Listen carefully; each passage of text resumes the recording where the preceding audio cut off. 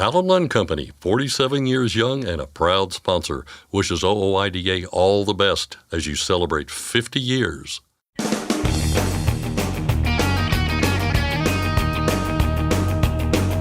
OOIDA, representing America's truckers since 1973, presents Landline Now with your host, Mark Reddick. It's the 140th anniversary of the Brooklyn Bridge opening to traffic.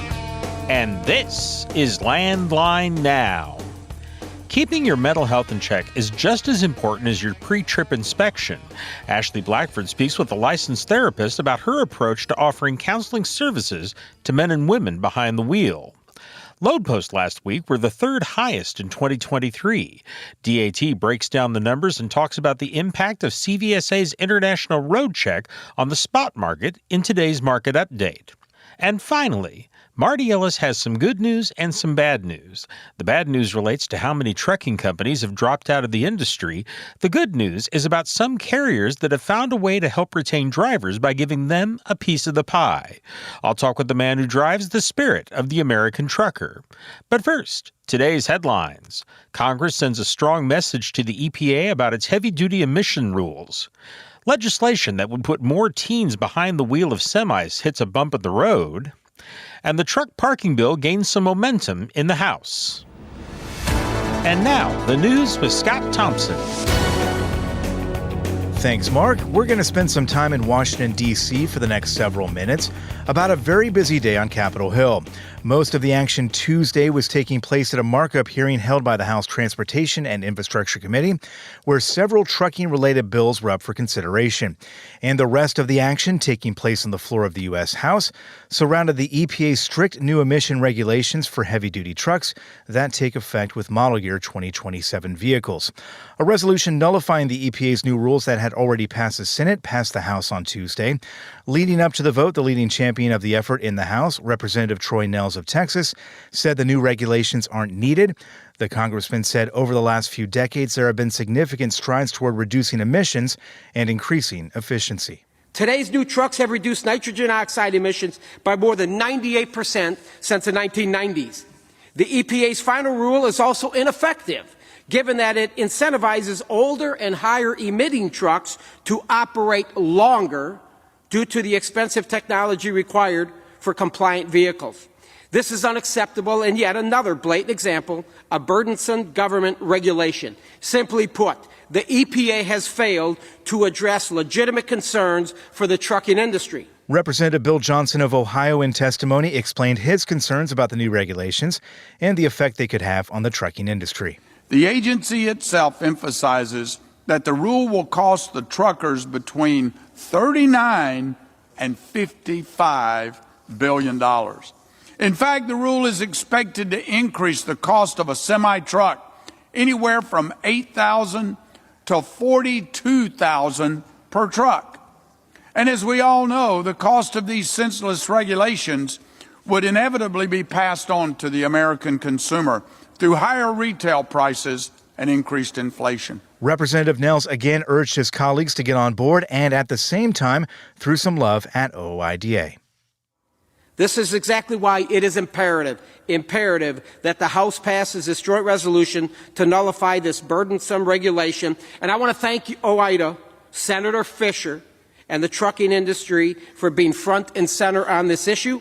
I proudly support our truckers, our small businesses, and pro-growth policies to keep our economy strong. And I urge all of my colleagues to vote yes on this joint resolution, which is what they did by a count of 221 to 203. However, President Biden is expected to veto the resolution, and there likely aren't enough votes in either chamber of Congress to override it. Here's what Senator Deb Fischer, sponsor of the Senate resolution, told Landline about that possibility earlier this month. I would assume that the president's going to veto it, and he has to answer to the American people for that veto when they see their costs increase. Meanwhile, in the Transportation and Infrastructure Committee markup hearing in the House, several bills were taken up for consideration. Legislation that would have allowed 18 to 20-year-old drivers to haul interstate loads following the FMCSA's Safe Driver Apprenticeship Program was pulled from consideration after Republican support deteriorated and Democrats remained unanimously opposed. OIDA strongly opposes a bill over safety concerns. Colin Long, the association's director of government affairs, expected the bill to pass out of committee and says he was surprised when it didn't. This really puts a damper on people like ATA's effort to get 18, 19, 20-year-olds into our industry. I mean, they're struggling to get folks registered into the apprenticeship program, which would actually give us a good glimpse at what type of safety record these drivers have. And now they're struggling to, I guess you could say, overturn the apprenticeship program and ultimately end with what they wanted all along, which was just carte blanche 18, 19, 20-year-olds driving across the country. While the under 21 bill did not make it out of committee, the Truck Parking Safety Improvement Act did in an overwhelming fashion. I voted 60 ayes and 4 noes. The bill, as amended, is agreed to and ordered favorably reported to the House. Without objection, H.R. 2367 now heads to the full House for consideration with a pit stop along the way. Both parties will have to find a way to pay for the $755 million allocated in the bill, money that will go toward the construction of truck parking nationwide that is free and open to the public. That was apparently the concern among the 4 members who voted no, all of them Republicans.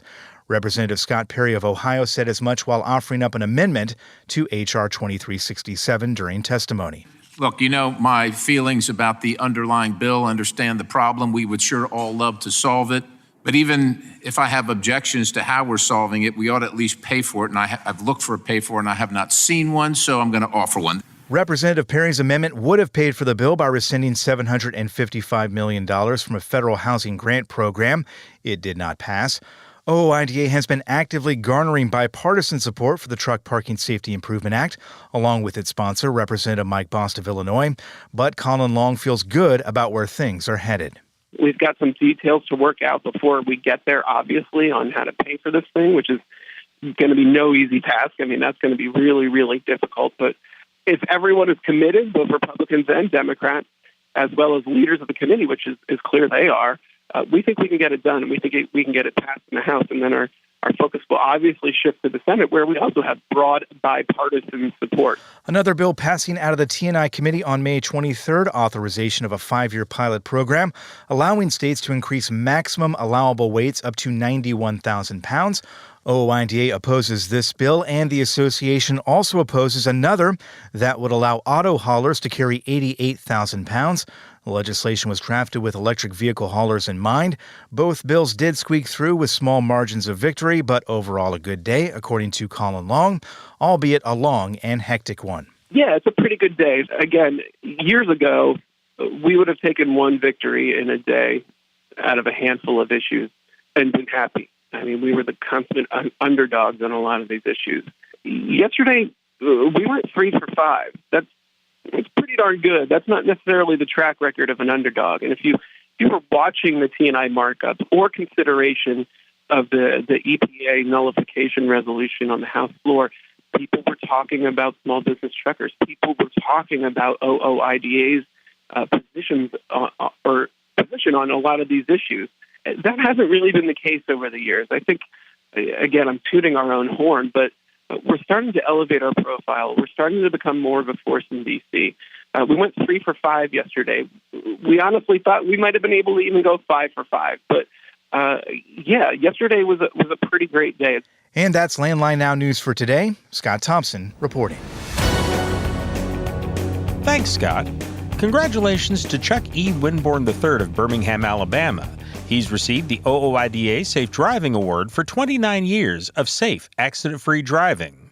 Next, Ashley Blackford talks with Dr. Kerleen Neely about truckers' mental health, and we'll hear how CVSA's Roadcheck affected the spot market from Robert Rouse of DAT. We'll be back in just a moment with more of the program. I'm Mark Reddick, and this is Landline Now. You trust Prepass for more bypasses. Now let Prepass help with tolls. Prepass toll service means lower cost, one invoice for all tolls, and fewer violations. Created by truckers for truckers. Call 877-878-5970 or go to prepass.com. Since you started, what you've loved about trucking is the freedom.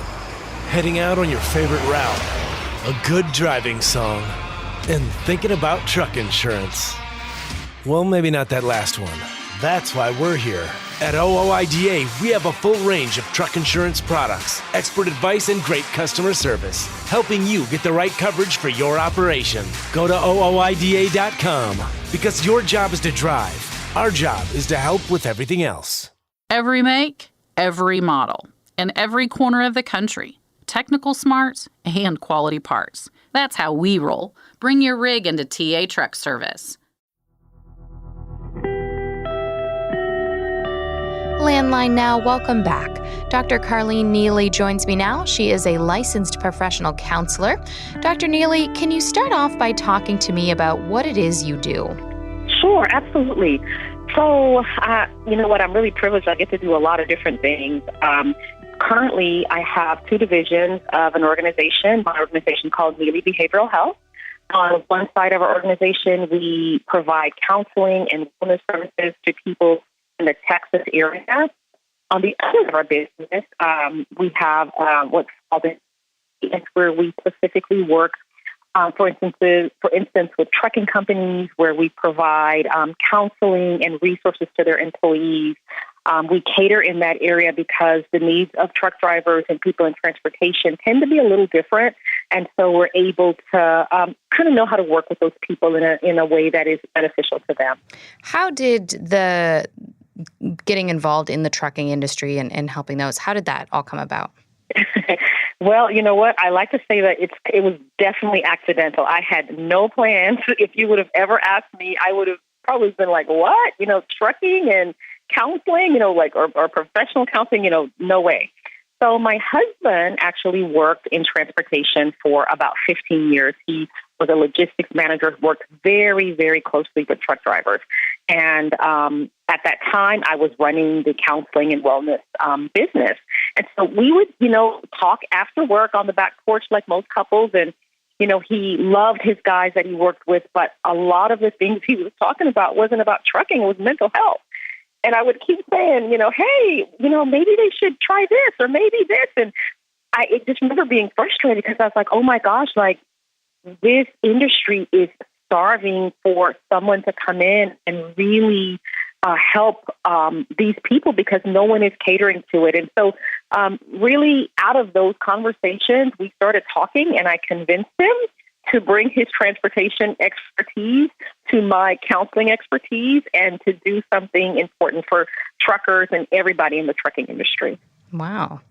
What are often some of the things that you find truck drivers do struggle with?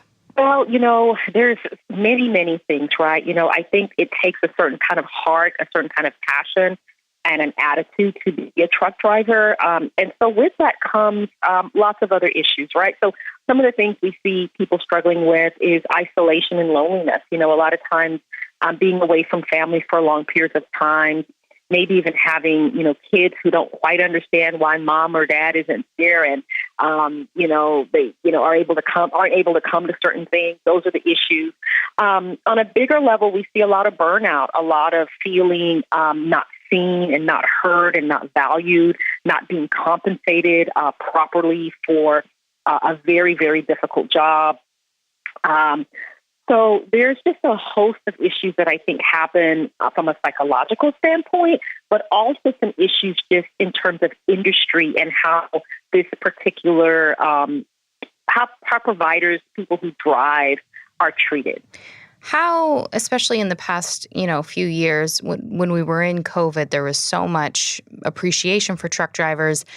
That's since fallen off. Has that had an impact?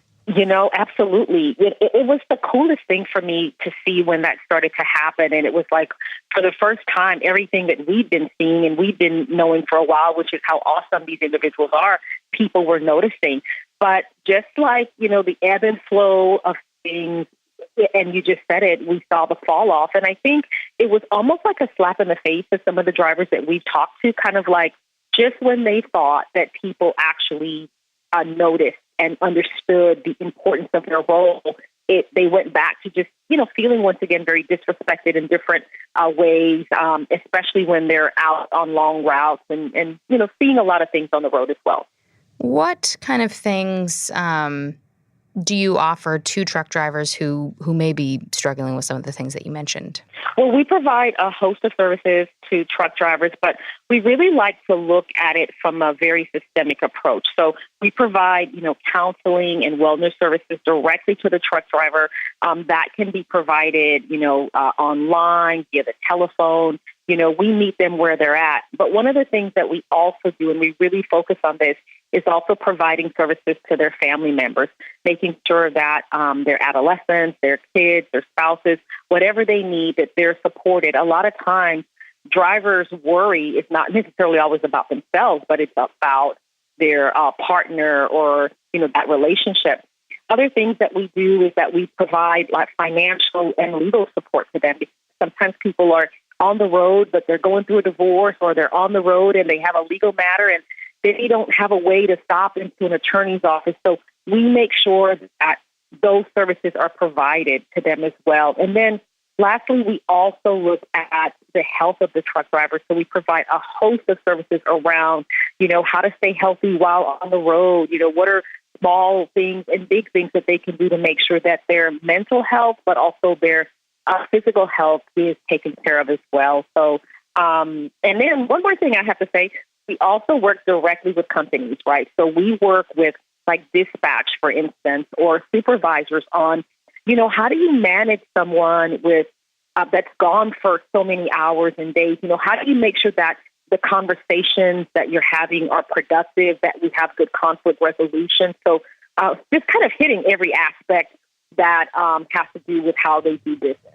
And what are some of the things that you do recommend for kind of the mental and physical health of truck drivers? I think, the biggest thing, and it sounds simple, but it's, not being so big that you don't talk about what's going on. A lot of times when you stay in isolation with your own thoughts, you start to believe what you're thinking, right? So if you aren't communicating and opening up, you start believing that maybe the world would be better without me. You start believing that what's my purpose, what's my value. And so one of the biggest things that we do is to try to create support systems so where drivers can reach out and say, hey, I'm just having a bad day. Sometimes that might be, setting up an appointment with a counselor and all that stuff like that. But sometimes it's an anonymous line where they can call in and say, hey, I just want somebody to know that I'm struggling. And, even if I'm not able to talk to somebody, I just need to get it off my chest. So we really focus on the fact that what is going on in your head will affect you physically, will affect you emotionally, will affect you mentally. Let's get it out. And let's find some small ways for you to have, wins and feel better about your life. Do you think there's still a stigma surrounding mental health, especially in this industry? Man, I think, so I will tell you, with COVID, mental health became hot, right? It became the N word. We're seeing it everywhere. Everybody's talking about, take care of your mental health. And so I think there's been a little bit of a shift, but there still tends to be this huge misunderstanding of mental health.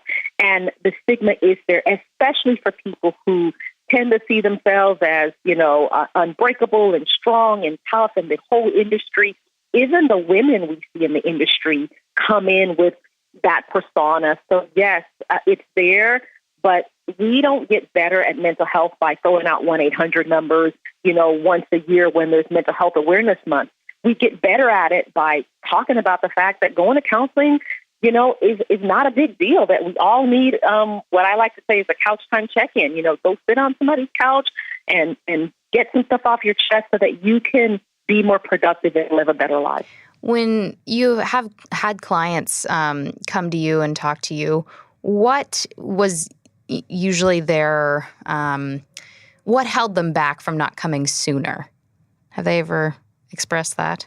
Yeah, no, that makes sense. I think it's sometimes feeling like oh, you know what, my issues aren't that big. They're not important enough for me to go talk to somebody. Like, okay, something happened. Maybe I saw something on the road that really bothered me. Maybe I saw, a family get hit and someone died.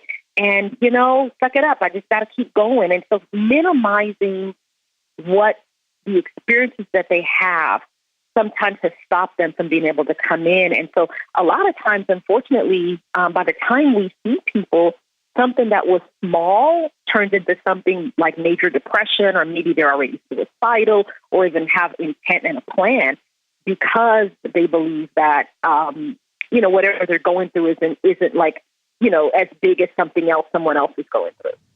And you kind of touched on this. I always find it interesting how, what some of these truck drivers do witness, whether it be accidents and we've heard some, really horrific things. How important is it that they, even if they do feel like, well, no, that didn't affect me. I don't think it affected me, that they still kind of work through that and maybe talk through it? Yeah, it is. I'm so happy you're mentioning this because this is like my theme right here. It is so important because we have what's called vicarious trauma, right? Sometimes something didn't happen to you directly, but just the fact that you witnessed it, that you saw it, it impacts you. It impacts you physically, emotionally, and mentally. And sometimes initially you don't feel it. You kind of shake it off and go, oh man, that was messed up. And you go on with your day and maybe it's rolling around in the back of your mind. But then, 3 days later, something else happens. You see something else. And so these experiences kind of build up. And, I have people all of a sudden, they're crying uncontrollably. And they're like, I'm a 50-year-old dude. I've never cried like this. And, I can't even control myself. And so what we find is they have these layers and layers and years of experiences that they've never been able to unpack. And that's where we come in, whether, in whatever way we can to help them unpack those experiences. So it's super important. And like you said, I like what you said earlier, it affects, not just the mental health, but it kind of has it affects every part of your life if there is something in your mental health that's something you need to talk about. Yes. A lot of times, we'll have people, this is something else that'll happen, because we usually do a really full assessment. And so they'll say, we'll ask them, hey, do you have any physical things going on? And they'll say, well, my blood pressure's a little high and got a little stomach issues. And they start naming these things, not realizing that when you carry stress and anxiety, your gastro system is going to be affected. So you're going to have lots of gastro issues. When you carry stress and anxiety, it's going to show up in back pain, in muscle tension. And so our body speaks to us. Our body is constantly screaming to us, take care of me mentally, because if you don't, I'm going to give you something physical because maybe you'll pay attention to that since you're not paying attention to the head chatter in your head, Mm-hmm. What would you say to someone who may be listening and is struggling but doesn't know how to take that first step? I would tell them that I know it's difficult. I know it's hard for everyone, but you matter. What you have experienced matters. What you're going through matters. And so reach out, even if it's to maybe a friend, and just to say, hey, I'm struggling. Do you know a place that I can call? Most companies have some sort of services these days. Reach out to someone in your company to find out if they have resources. There are companies like ours out here who are working real hard to make sure that we are in every door of every trucking company, or that someone else is in that door. So help is available. We're here. We want to walk with you through this journey, whatever it is. So please take that step and reach out. That was Dr. Carlene Neely talking about the importance of taking care of your mental health. For more information on her counseling center, you can visit neelycounseling.com. May is Mental Health Awareness Month. The National Alliance on Mental Illness joins the national movement to raise awareness about mental health. The goal is to fight stigma, provide support, educate the public, and advocate for policies that support the millions of people in the U.S. affected by mental illness. According to the Alliance, 1 in 5 U.S. adults experience mental illness each year, and less than half of them receive treatment. For more information, you can visit nami.org. For Landline Now, I'm Ashley Blackford. Stay tuned for more after this.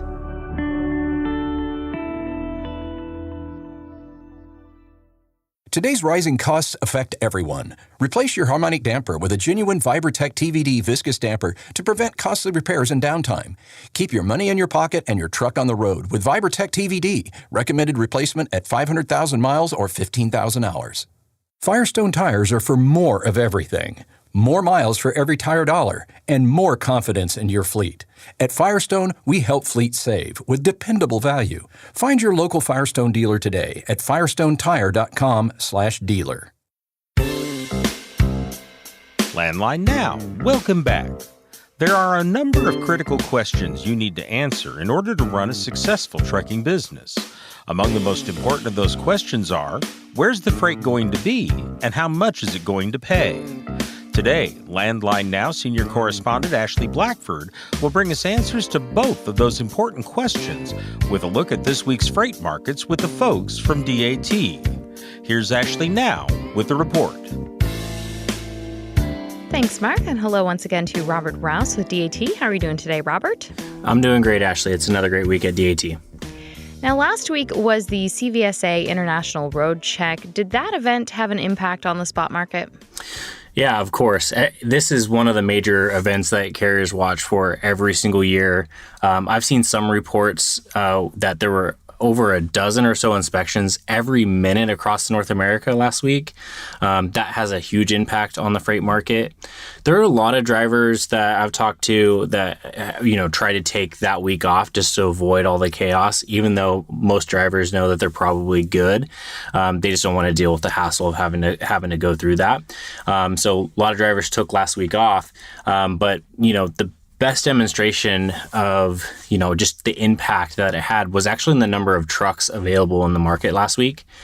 We definitely saw a pretty big decrease. It was 16.5% down from the previous week in overall equipment posts. That brought the total number of trucks on the DAT1 network down to 368,000 trucks last week. That's a drop of over 72,000 available trucks just from the week previously. The good news is we've seen just at the beginning yesterday in the last couple of days of this week, that's jumped back up. So we can see that was very specifically targeted just at the Roadcheck. So 72,000 trucks off the market last week. That's a huge impact. But when we look at each specific equipment type to see if there's anything going in between all those, we saw all three decrease and all about the same percentage. So dry van equipment post decreased about 15.8%. down to 248,000 trucks. Reefer equipment post decreased the most, actually, at 18.7%, down to 72,000 trucks. And then lastly, flatbeds decreased similar to van, about 16.4%. Then they were down to 48,000 trucks last week. Now, while shippers may have been aware of the Roadcheck, was there any change in the load volume? Yeah, with less trucks on the road, we would expect to see the load volume increase slightly on the spot market to try to get those trucks to pull those loads. However, we saw load posts increase even more significantly last week than even we've seen in the past. Loads actually increased by almost 36% week over week. So huge jump in loads. And that's actually the third highest week so far in 2023. So the DAT network had over 1.86 million loads last week, which was a huge bump there. For each specific equipment types, dry vans actually saw a pretty decent increase. They were at 44.9% week over week growth, up to 823,000 loads. But the equipment type that saw the most increase was definitely reefers. They jumped almost over 60% from the week previously, 60.8% to be exact, up to 389,000 loads. Now, just to put it in perspective, that is still about 17% lower than the previous year, but it is still a very strong week for reefers last week. Lastly, flatbeds actually had the least amount of wiggle room there. They still grew by 16% week over week, up to 652,000 loads, but not as much as we saw in van and reefer. With that large increase in load volume last week, how did that impact the load to truck ratios? Yeah, so for vans, after a lackluster few months, load posts definitely surged, increasing by that 45%. They're now just 19% lower than the previous year.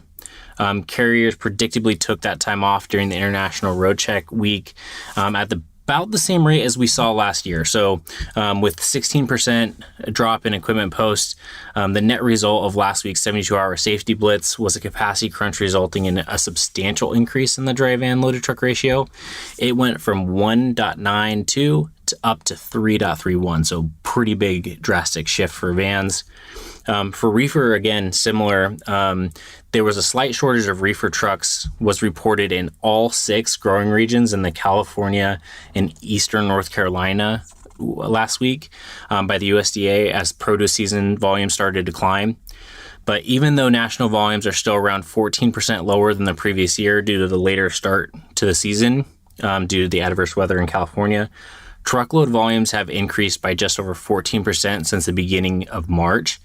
So, as is always the case, reefer carriers take more time off during International Roadcheck Week than dry vans or their flatbed counterparts. And carrier equipment posts dropped 19% week over week, almost doubling the reefer loaded truck ratio from 2.7 up to 5.4. That is identical to the same loaded truck ratio that we had this time last year.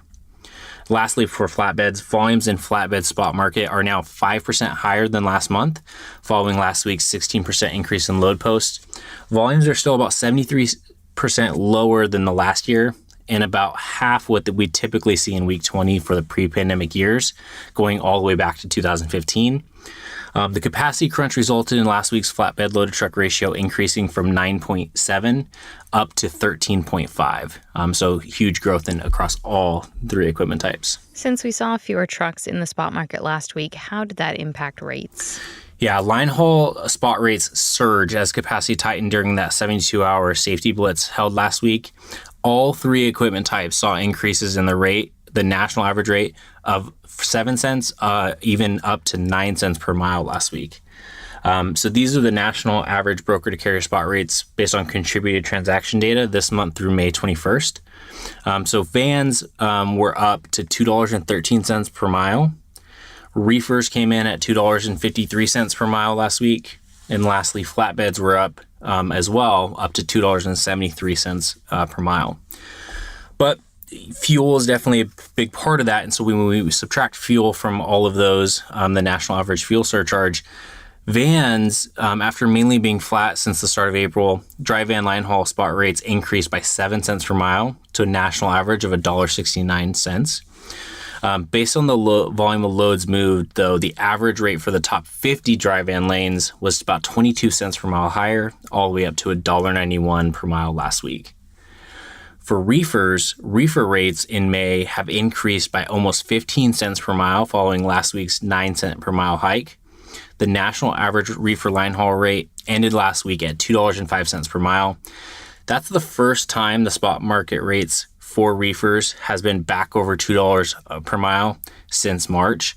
And reefer spot rates are now 24 cents per mile higher than in 2019 and about 16 cents per mile lower than in 2018. So good comparisons to know there.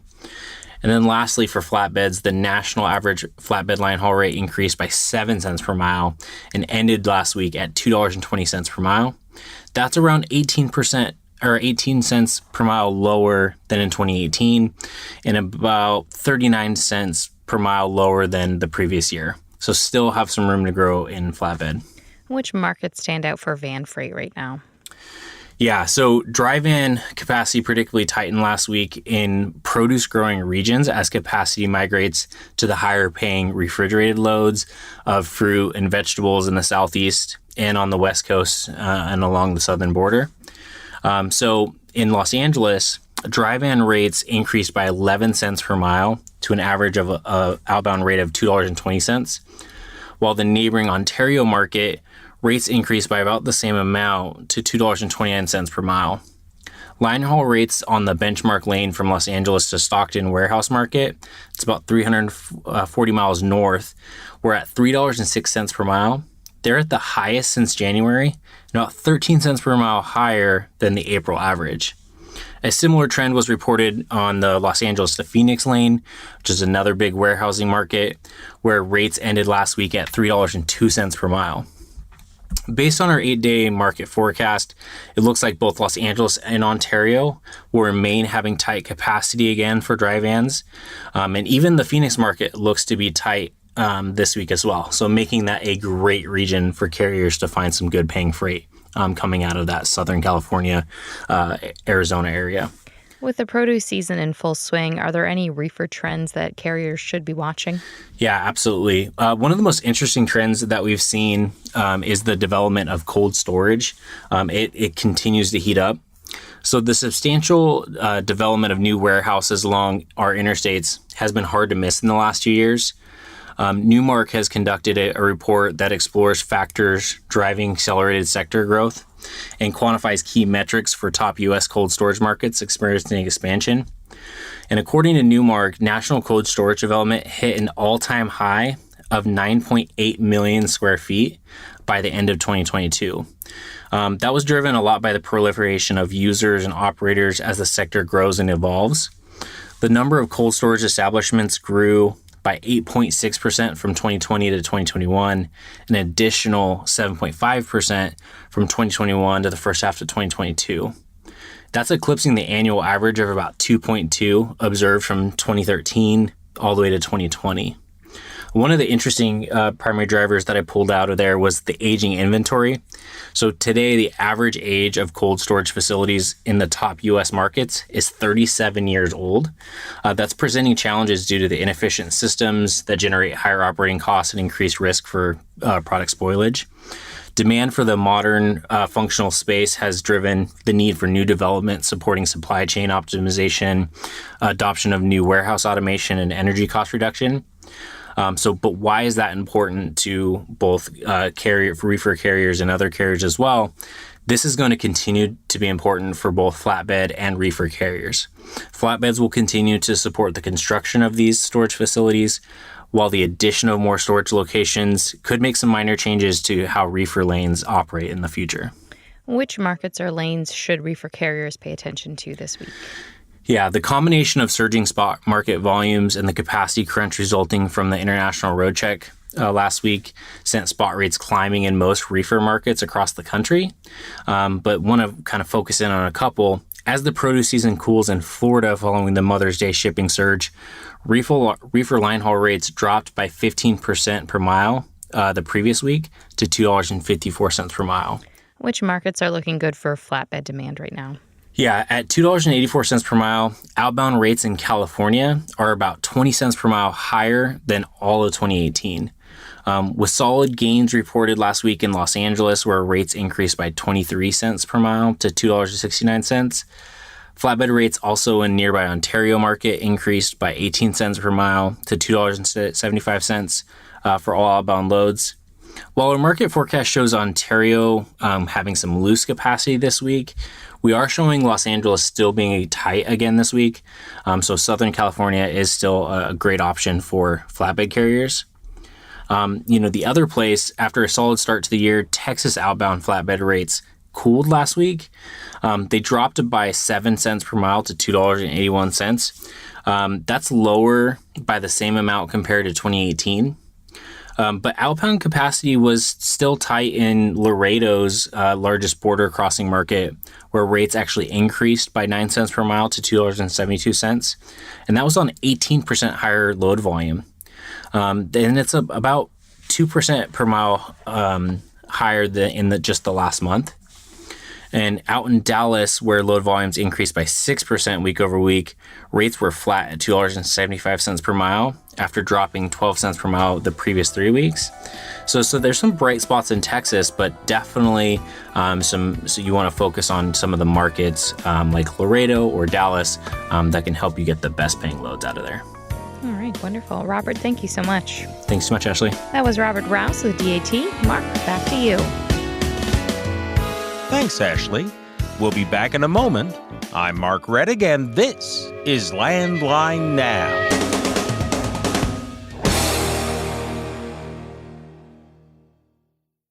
Penske owns and operates some of the best-maintained vehicles on the planet. Our used trucks come with a 5-year maintenance report and pre-sale inspection. So if you're in the market for a top-quality pre-owned truck, look no further. Search our inventory today at PenskeUsedTrucks.com. Attention all truckers, Dean Michael, the tax doctor here. I want to talk to you about those dreaded tax problems. I know you want to keep on trucking and not even think about them, but let's face it, they're not going away all on their own. You need professional help. I've been helping truckers put their tax problems in the rearview mirror for years. I can help you too. Call me now for a free consultation at 888-557-4020 or go to mytaxhelpmd.com. It's like I always say, keep your eyes on the road, I'll keep mine on the IRS. 888-557-4020.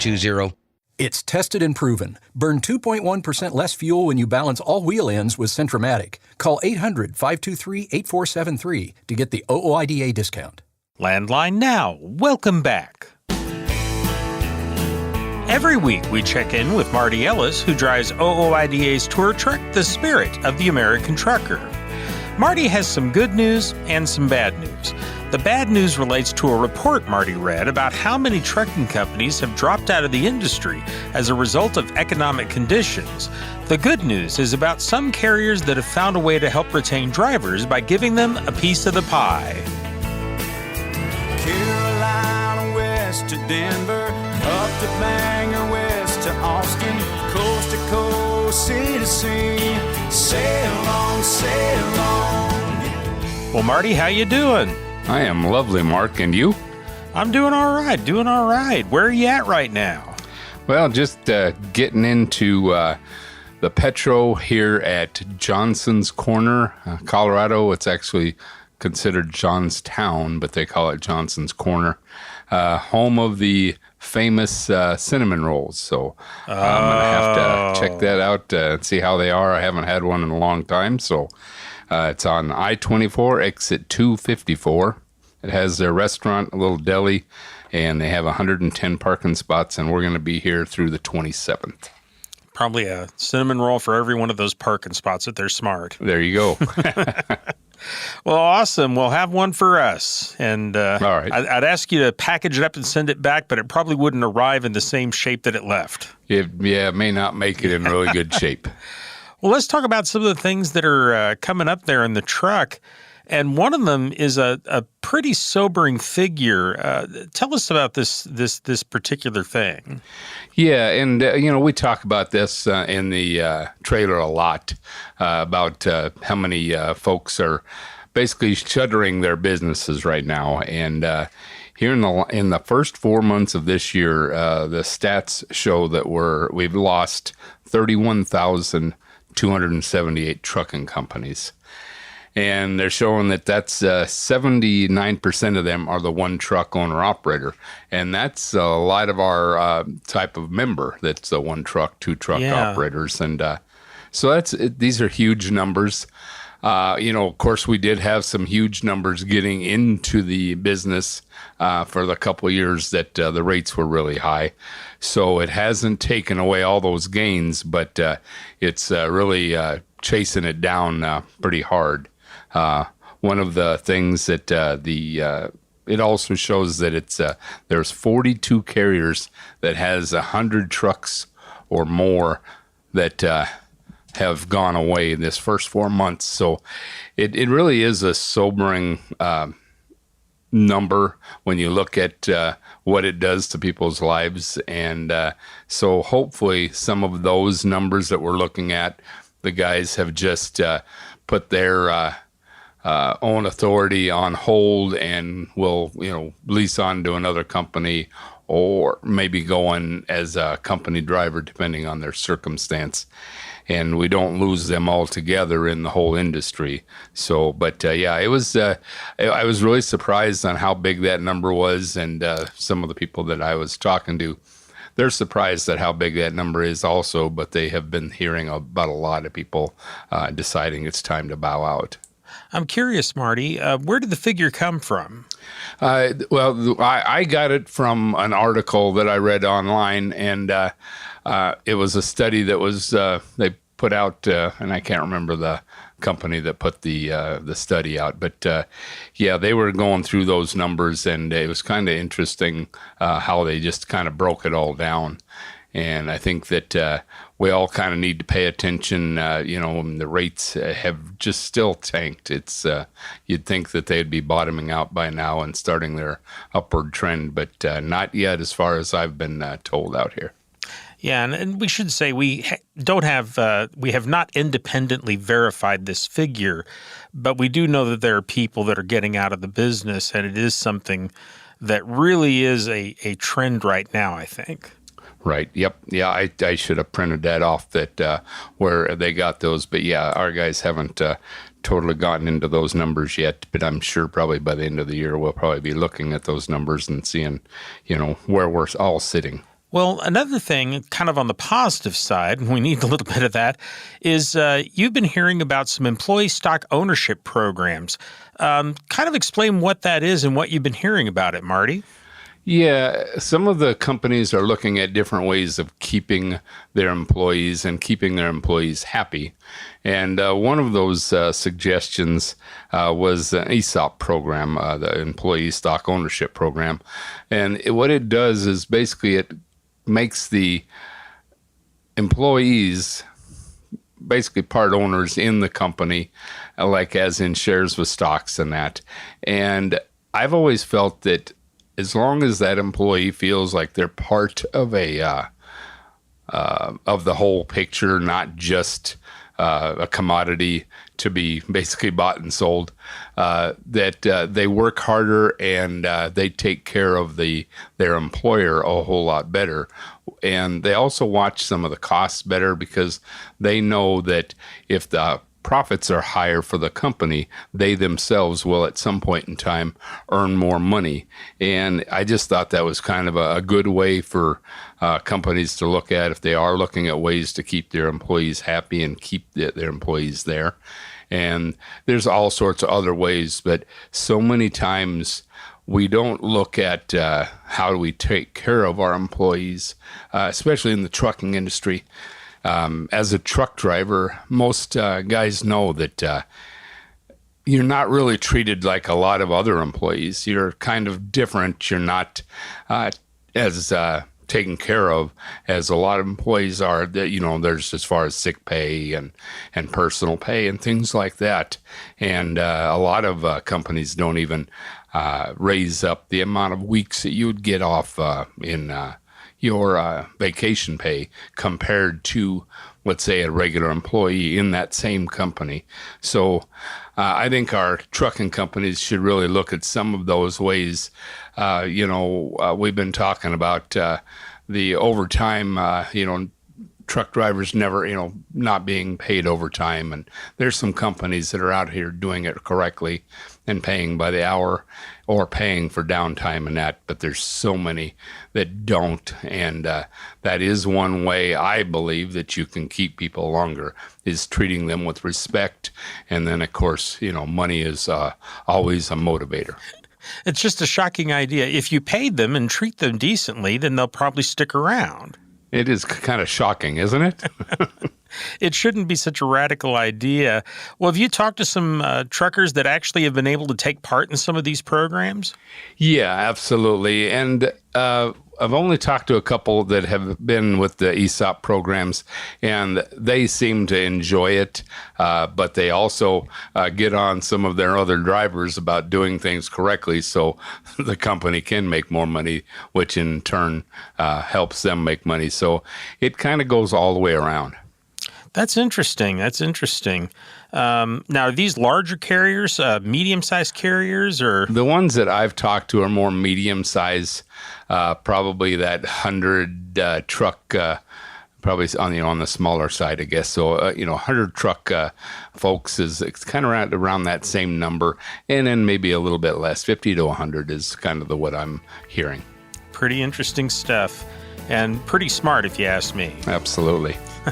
Well, Marty, we're running out of time here. Any final words before you go riding into the sunset? Hey, guys, just take care of one another, be kind to each other, and give that guy next to you a break. Brothers of the highway, children of the wind. Once again, that was Marty Ellis, who drives OOIDA's tour truck, The Spirit of the American Trucker. You can find Marty's next stop on our show and every day at our website, landlinenow.com. That includes truck stops, truck shows, and other special events across the country. Again, you can find that at landlinenow.com. You can also find the Spirit's complete schedule at the OOIDA website, ooida.com.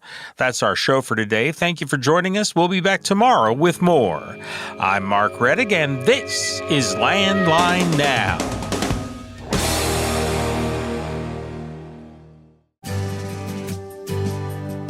I'm a dad, a son, a husband, wife, I'm a writer, photographer. I farm. I'm a veteran.